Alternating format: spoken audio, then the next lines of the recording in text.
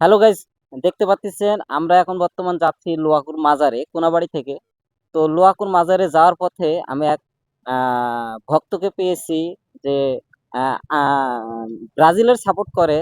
ওই ব্রাজিলের উপর ওনার অনুভূতি কেমন সেই বিষয়টা আমি আগে জানবো। হ্যাঁ ভাইয়া, কেমন আছেন আপনি? আলহামদুলিল্লাহ ভালো।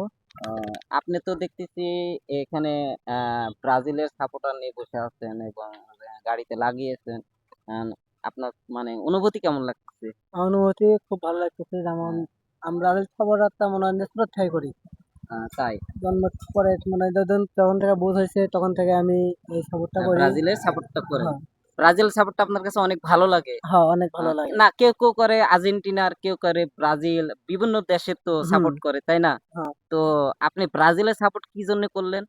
ব্রাজিল এটা মনে হয় যে নেইমারে দেখতে মানে নিজের থেকে একটু ভালো লাগে যেমন অনেক মানে অনুভূতি। অনুভূতি ভালো লাগে না হ্যাঁ, এই জন্যই, তাই না? হ্যাঁ, তো দর্শক দেখলেন যে উনি একজন ব্রাজিলের সাপোর্টার, অনেক ভক্ত, ব্রাজিলের সাপোর্ট করে এবং অনেক ভালো লাগে। তার কাছে ওকে ভালো লাগে দেখে এই পতাকা কিন্তু উনি গাড়িতে লাগিয়েছে। তো ভিডিওটা আপনারা সবাই বেশি বেশি শেয়ার করবেন, যেন এইভাবে গোটা বাংলাদেশ কেন, গোটা বিশ্বে, গোটা পৃথিবীতে যেন এরকম ব্রাজিলের সাপোর্টার থাকে এবং চাই যেটা দল করে করতে পারে স্বাভাবিক। এটা আমার কাছে বলা শেষ করলাম। ধন্যবাদ সবাইকে।